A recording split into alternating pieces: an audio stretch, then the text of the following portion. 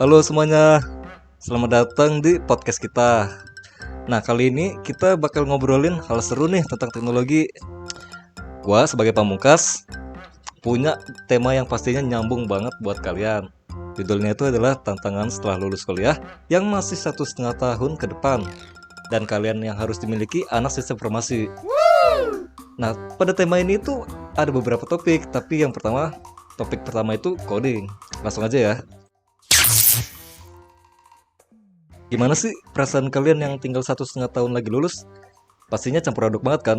Ada excited, ada cemas, macam-macam lah pokoknya.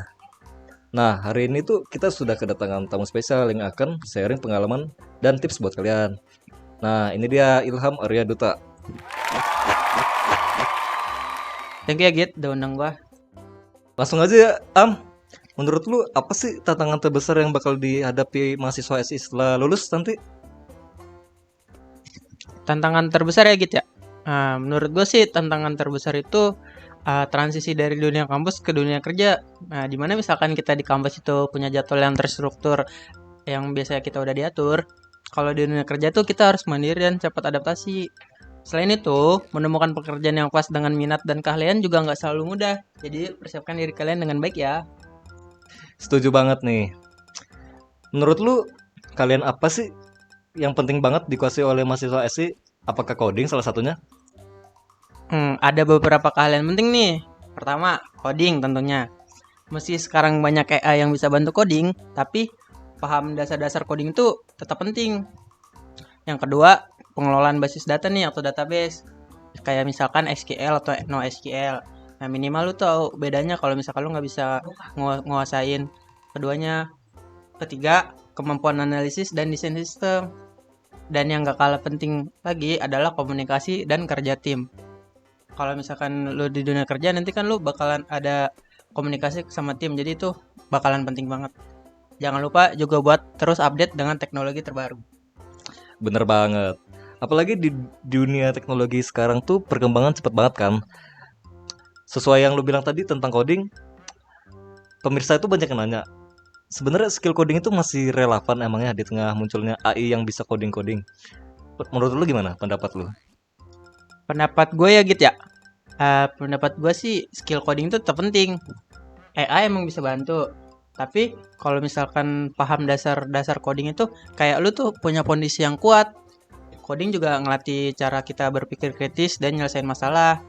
AI bisa bantu kita jadi lebih efisien. Tapi kita tetap butuh pemahaman mendalam untuk bisa bikin solusi yang tepat. Selain itu, ada juga aspek etika dan keamanan yang butuh pemahaman manusia. Jadi, nggak melulu soal coding tuh harus bergantung sama AI. Kalau misalkan lu nggak punya skill coding itu, cuma ngandelin AI. Kalau misalkan AI yang salah ngoding, lu nggak punya paham dasar tentang coding itu, lu bakalan kebingungan sendiri nantinya. Jadi, maka dari itu menurut gua coding itu penting Git. Nah, oke Git. Siap, sesuai yang kalian denger ya teman-teman. Ya, jadi ya kalian harus tetap semangat deh belajar codingnya. Kita langsung aja ya masuk ke topik kedua, analisis dan desain sistem.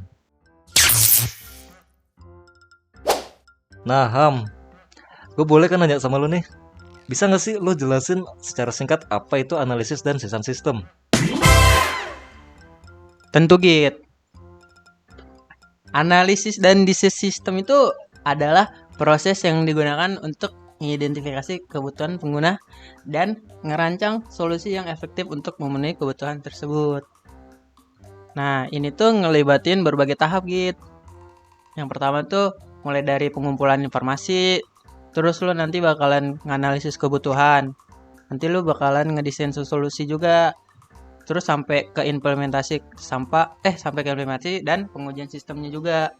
Nah, tujuannya Git untuk nyiptain sistem yang efisien dan bisa diandelin Git. Gitu Git. Menarik banget sih. Tapi emangnya apa aja sih langkah-langkahnya? Bisa lo jelasin ulang gak sih? Git. Tadi kan udah gue jelasin gimana tahapannya. Tapi nggak apa-apa Git, gue kasih tahu langkah-langkahnya juga. Langkah pertama itu adalah pengumpulan informasi. Dimana kita tuh ngelakuin wawancara, survei, dan juga bisa ngelakuin observasi buat memahami kebutuhan pengguna atau usernya. Setelah itu kita itu masuk ke tahap analisis. Nah, di analisis ini kita tuh ngeidentifikasi masalah dan peluang yang ada. Terus selanjutnya kita tuh bakal ngerancang solusi yang sesuai, termasuk membuat diagram dan model sistem. Nah, yang terakhir nih Git, kita ngelakuin implementasi dan pengujiannya untuk memastikan sistemnya itu berjalan dengan baik. Nah, oke nggak Git? Oke, wah, ternyata banyak banget ya guys tahap-tahapannya. Tapi ada nggak sih tips buat mahasiswa yang sedang belajar analisis dan desain sistem? Tentu ada dong Git. Nah, jadi gini guys, tips utama itu adalah selalu berkomunikasi dengan pengguna dan stakeholder. Pahami kebutuhan mereka dengan baik, terus jangan ragu untuk bertanya. Nah, selain itu, kalian juga harus kuasai alat-alat bantu seperti UML dan software desain lainnya. Dan yang gak kalah penting lagi, selalu lakukan pengujian terhadap sistem yang kamu buat agar tidak ada kendala-kendala yang terjadi di kemudian selanjutnya saat sistem sudah berjalan. Gitu, Git. Oke, jadi guys, dari pembahasan tadi kita bisa lihat nih bahwa analisis dan desain sistem itu proses yang sangat penting dalam mengembangkan solusi yang efisien dan andal untuk memenuhi kebutuhan user. Nah, dengan kita memahami kebutuhan user, merancang solusi dan memastikan implementasinya berjalan dengan baik, kita bisa nih menciptakan sistem yang efektif dan memudahkan pekerjaan kita sehari-hari. Jadi, ya jangan deh remehkan pentingnya analisis dan desain sistem dalam dunia teknologi. Selanjutnya, kita akan membahas topik yang gak kalah penting, yaitu manajemen proyek. Nah, kita akan ngobrol tentang prinsip-prinsip manajemen proyek. Langsung aja ya.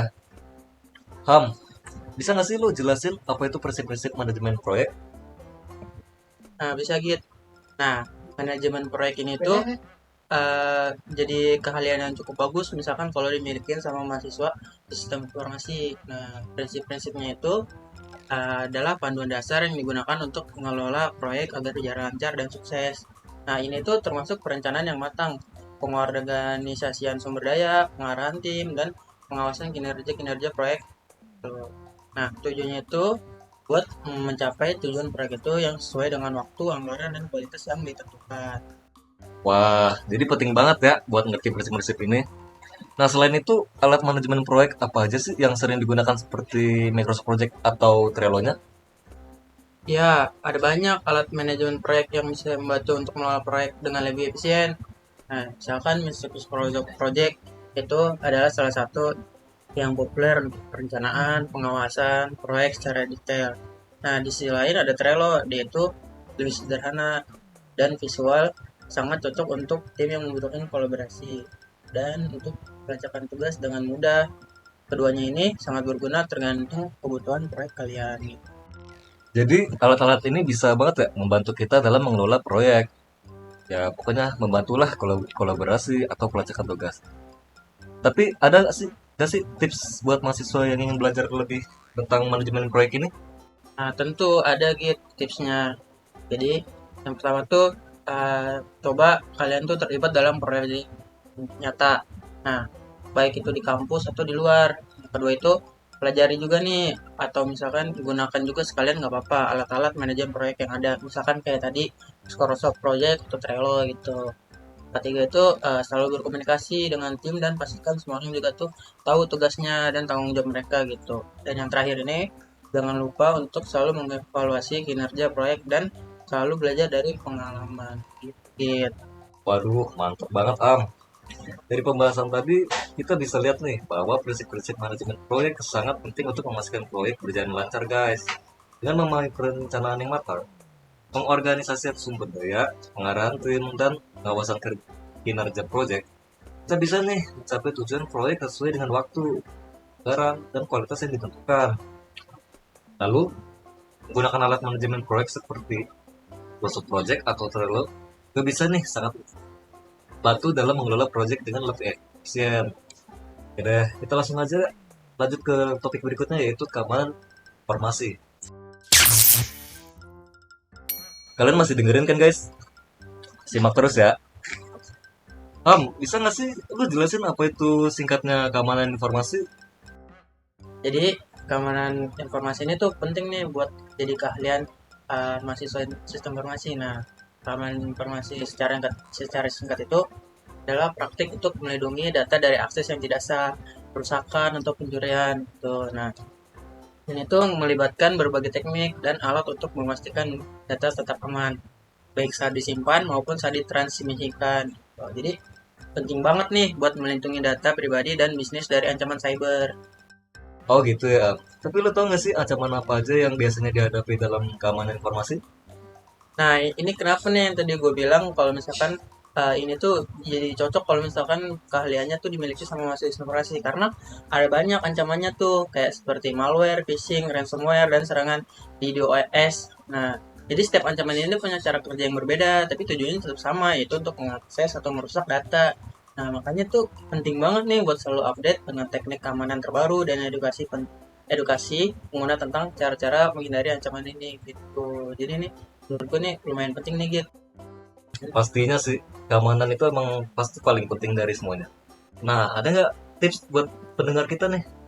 Nah, tapi tips apaan nih gitu? Lu cuma nanya tips dong, maksudnya tips untuk supaya data aman kayak atau data gimana? Oh iya ya, sorry. Maksud gua tuh tips buat pendengar kita supaya data mereka tuh tetap aman. Gimana tuh?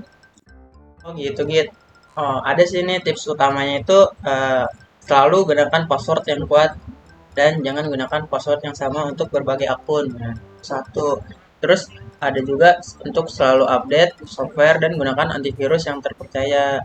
Terus jangan lupa backup data secara rutin dan waspada terhadap email atau link yang mencurigakan. Nah, ini biasanya sering nih di website-website phishing nih. Hati-hati ya guys.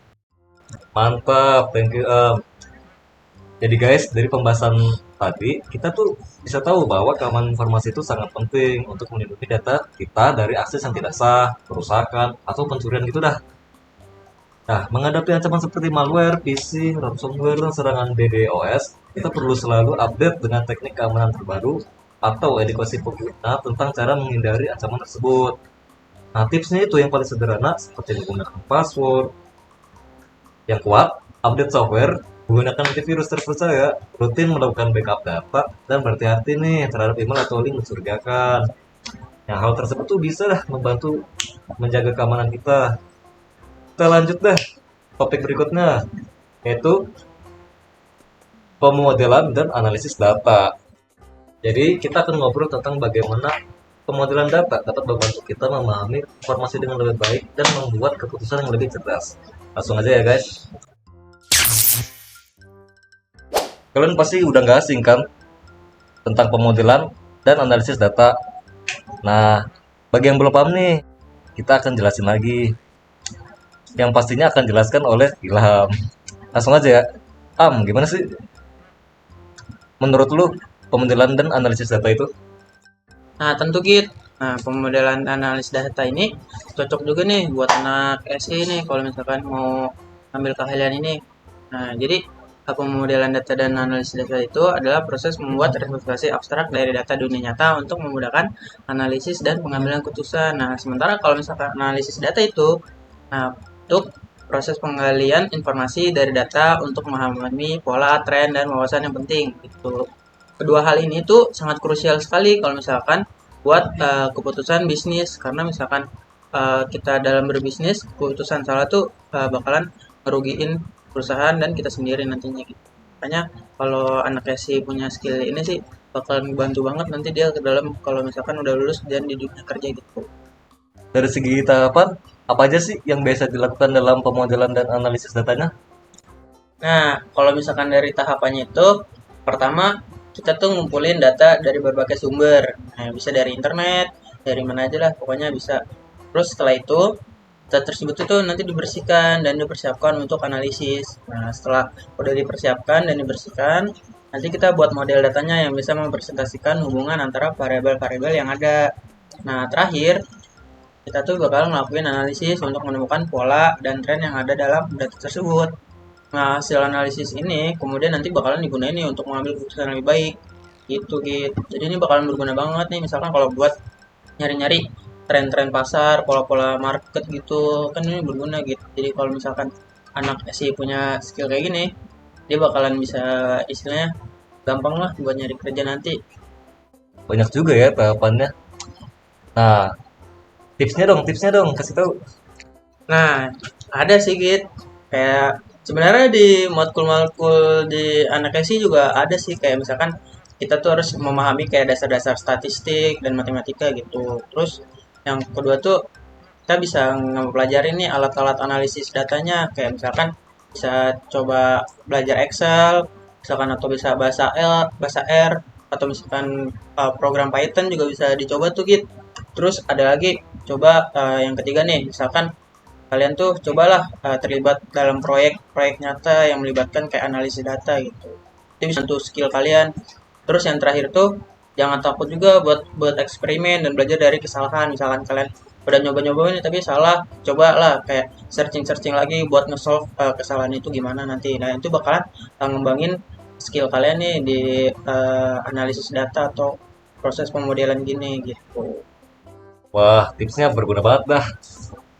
Oke, dari pembahasan tadi kita bisa lihat nih bahwa pemodelan dan analisis data sangat penting untuk membantu kita memahami informasi dengan lebih baik dan membuat keputusan yang lebih cerdas. Proses pemodelan dan analisis data melibatkan pengumpulan data, pembersihan data, pembuatan model, dan analisis untuk menemukan pola dan tren. Nah, dengan kita memahami dasar-dasar statistik dan matematika, setelah menggunakan alat analisis data seperti Excel, R, atau Python, kita bisa nih mengembangkan keterampilan yang sangat beragam di era data ini.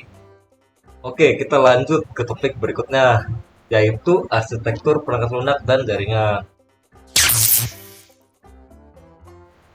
Pembahasan yang akan kita bahas tuh tentang bagaimana sih merancang perangkat lunak dan jaringan yang efisien dan andal. Serta tantangan dan solusi yang mungkin dihadapi dalam proses ini. Langsung aja Ilham, bisa dijelaskan?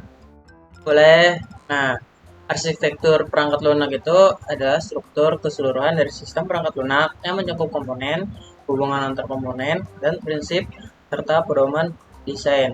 Sementara itu, arsitektur jaringan itu adalah desain dan struktur dari jaringan komputer yang menghubungkan berbagai perangkat untuk berkomunikasi dan berbagi data. Itu gitu. Tapi dalam arsitektur perangkat lunaknya, kita perlu nggak sih memperhatikan modularitas, skalibilitas? Nah, itu gimana kalau menurut lo? Jadi, dalam arsitektur perangkat lunak, kita tuh perlu memperhatikan modularitas, skalabilitas, keamanan, dan performa. Sedangkan kalau misalkan di arsitektur jaringan, kita tuh fokus pada topologi jaringan, kecepatan, keamanan, dan keandalannya. Nah, kedua arsitektur ini harus saling mendukung untuk menciptakan sistem yang efisien dan aman. Wah, ternyata banyak banget ya aspek yang harus diperhatikan. Tapi gue punya nih tips-tipsnya. Yang pertama, kita harus pelajari konsep dasar dari dasar perangkat lunak dan jaringan. Dua, kita harus bisa memahami alat-alat bantu seperti UML untuk desain perangkat lunak dan alat simulasi jaringan seperti Cisco Packet Tracker. Ketiga, coba terlibat deh dalam proyek-proyek nyata. Lalu kita melibatkan desain dan implementasi arsitektur. Terakhir, kita harus terus update nih dengan perkembangan teknologi terbaru agar gak ketinggalan. Gitu guys. Kita langsung aja masuk ke topik berikutnya, yaitu Enterprise Resource Planning atau ERP. Seperti yang kita tahu nih, ERP itu sistem manajemen yang mengintegrasikan berbagai fungsi bisnis seperti akuntansi, penjualan, produksi, dan sumber daya manusia ke dalam satu platform. Contoh ERP itu yang populer udah pasti ESP, Oracle, dan Microsoft Dynamics. ERP itu dia memudahkan aliran informasi antar departemen, meningkatkan efisiensi, dan memberikan pandangan menyeluruh tentang bisnis. Nah, buat mahasiswa yang tertarik dengan ERP, kasih tips dong Ham, supaya mahasiswa SI bisa belajar dan menguasai sistem ini. Nah, pasti dong, Git. Nah, pertama itu kalian nih harus cari tahu nih dasar-dasar ERP itu kayak gimana, dan pelajari juga nih modul-modul utamanya. Kedua, kalau bisa nih ikuti kursus online dan juga sertifikasi dari penyedia ERP, misalkan kayak SAP, Oracle, ataupun Microsoft. Bagus itu, lumayan tuh buat nambah-nambah sertifikat. Terakhir, kalau bisa, ya nih lagi-lagi kalau bisa ya, coba cari pengalaman magang dari perusahaan yang menggunakan ERP. Ini tuh bakal banget ngebantu ya. Kalian tuh bisa memahami cara kerja ERP secara langsung, karena kan kalian tuh kalau bisa magang tuh pengalamannya berguna banget gitu. Wow, benar-benar membuka wawasan ya. Dari sistem ini kita belajar nih bahwa mengintegrasikan berbagai fungsi bisnis dalam satu platform bisa bikin aliran informasi jadi lebih lancar, efisiensi meningkat, dan semua departemen lebih terbuka. Jadi, buat kalian-kalian ini nih yang tertarik dengan dunia bisnis dan teknologi, bisa banget nih mendalami ERP supaya masa depan kalian cerah. Lalu jangan lupa deh untuk terus belajar. Jadi harus terus-terus cari pengalaman magang dan ikuti kursus untuk semakin menguasai sistem ERP ini. Sekarang siapkan diri kalian untuk pembahasan yang gak kalah seru. Kita akan membahas tentang adaptabilitas dan pembelajaran seumur hidup. Aduh, apa tuh maksudnya?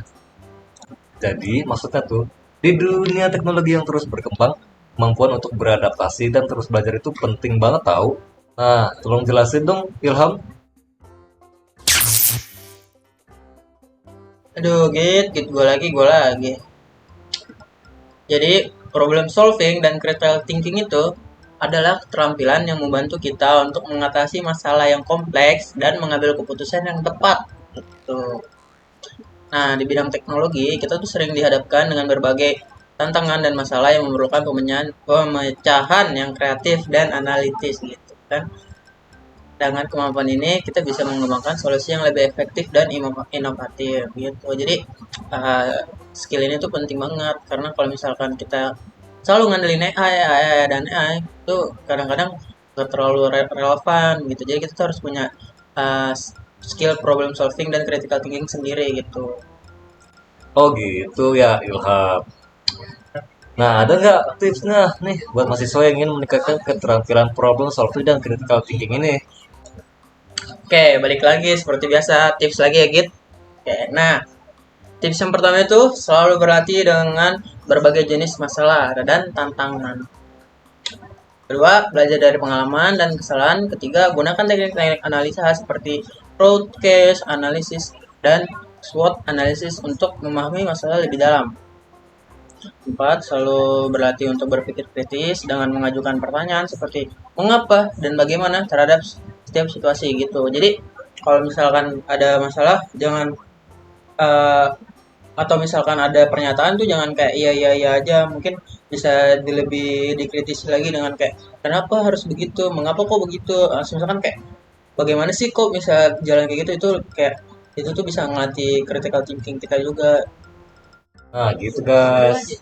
Kalian jadi paham kan betapa pentingnya kemampuan adaptabilitas dan pembelajaran seumur hidup di dunia teknologi yang terus berkembang.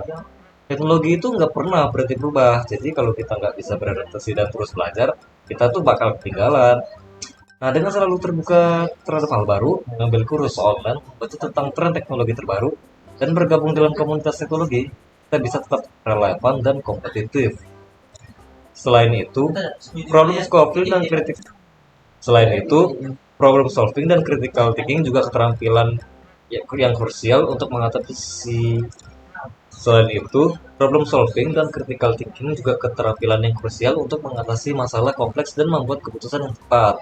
Dengan berlatih terus-menerus, belajar dari pengalaman dan kesalahan, serta menggunakan teknik-teknik analisis seperti root cause analysis dan SWOT, SWOT analysis, kita bisa menjadi pemecah masalah yang lebih efektif dan inovatif.